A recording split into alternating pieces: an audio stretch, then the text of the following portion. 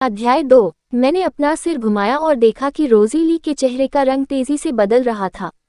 उसके हल्के मेकअप के बावजूद उसके चेहरे पर एकदम ठंडा भाव था और उसने तिरस्कार भरे लहजे में कहा, अपनी पैंट ऊपर खींचो।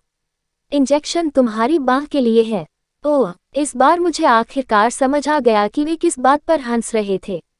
रोज़ी पूरी शूटिंग के दौरान गुस्से में दिख रही थी। उसे देखते ही मैं खुद को रोक नहीं पाया और मैंने अपनी पैंट उतार दी और नतीजा ये हुआ कि उसने मुझे फिर से गलत समझ लिया।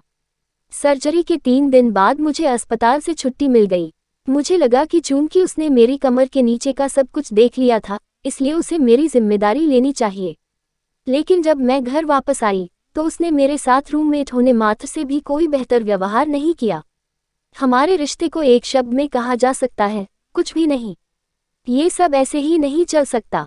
लगता है मुझे ही पहल करके हालात बदलने होंगे। वह दिन में 2 शिफ्ट काम करती है और घर आते ही सो जाती है। मैंने देखा है कि वह नियमित रूप से खाना नहीं खाती और अक्सर इंस्टेंट नूडल्स या बाहर से मंगवाया हुआ बचा हुआ खाना खा लेती है। खाना बनाना मेरी कुछ खास खूबियों में से एक है। उसका दिल जीतने के लिए मुझे पहले उसका पेट भरना होगा। मुझे अपने इस छोटे से साझा अपार्टमेंट को घर जैसा महसूस कराना होगा। मेरी बेहतरीन जासूसी क्षमताओं की बदौलत मुझे उसके कार्य समय की स्पष्ट जानकारी है। वह आज रात की शिफ्ट में काम करेगी और सुबह देर तक सोएगी। मैंने पूरी सुबह रसोई में भाग दौड़ करते हुए बिताए, लेकिन मेरे काटने और खाना बनाने की तेज आवाज़ों से भी वह नहीं जागी।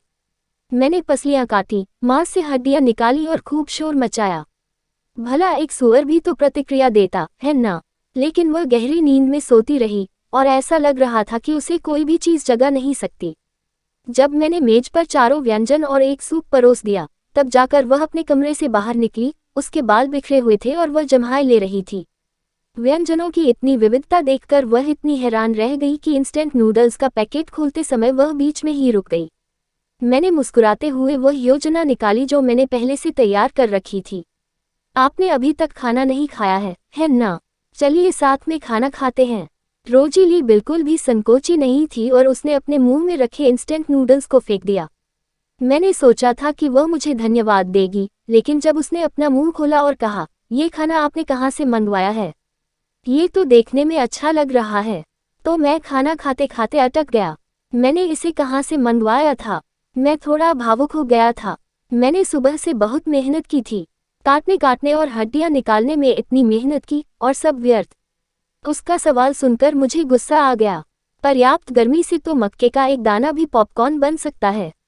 मैंने इसका ऑर्डर नहीं दिया था, मैंने इसे बनाया है। क्या तुमने आज सुबह मेरे द्वारा मचाए गए सारे शोर को नहीं सुना? नहीं, मैंने सचमुच ऐसा नहीं किया। निर्दयी व्यक्ति की यही खासियत है। लगता है तुम अच्छे से सोए होगे। उसने कुछ बार खांसा और मुझे एहसास हुआ कि उसकी आवाज़ थोड़ी कर्कश थी। क्या तुम बीमार हो? उसने अपनी नाक रगड़ी। शायद आज सुबह सोते समय मुझे सर्दी लग गई, इसीलिए आपको सोते समय कपड़े पहनने चाहिए। शायद इसलिए कि वह मेरे द्वारा बनाया गया खाना खा रही थी। उसने आंखें घुमाने के अलावा कोई शत्रुतापूर्ण प्रतिक्रिया नहीं दी। यह मेरा उसके साथ लंच करने का पहला अनुभव था और मैं थोड़ा विचलित था, लेकिन वह बहुत अधिक शांत थी और पूरी तरह से खाने पर ध्यान केंद्रित कर रही थी। मैंने सोचा कि यही मेरा मौका है और मैंने पूछा, क्या आपको कुछ खाना पसंद है? मैं आपके लिए इसे अक्सर बनाऊंगी। रोज़ी की आंखें चमक उठी। सच में? बिल्कुल सही। आप क्या चाहते हैं? लपेटना। इस लड़की की तो कोई सीमा ही नहीं है। रोज़ी ने मेरी खाना पकाने की कला को बहुत सराहा और तब से वह हमेशा मुझे अपने लिए खाना बनाने देती है। इसके अलावा मैं अभी भी लीव की बीमारी से ठीक हूँ, इसलिए यह हमारे रिश्ते को मजबूत करने का एक अच्छा अवसर है।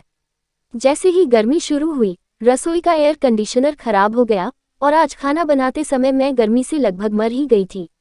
मुझे लगा कि रोज़ी अभी तक नहीं आई है। अगर वापस भी आ जाऊं तो बेहतर होगा कि मैं अपनी टी शर्ट और शॉर्ट्स उतार दूं, सिर्फ अपने बॉक्सर पहनकर ही ठंडक महसूस करूं। लेकिन दरवाजे की ताला खुलने की आवाज़ सुनकर मेरी धड़कनें तेज हो गईं। मैं घबरा गई क्योंकि मुझे सिर्फ अंडरवियर में देखना उसके लिए शर्मनाक होता। हालांकि जब रोज़ी अंदर आई तो वह बिल्कुल भी विचलित नहीं दिखी और चीख तो मैंने ही मारी।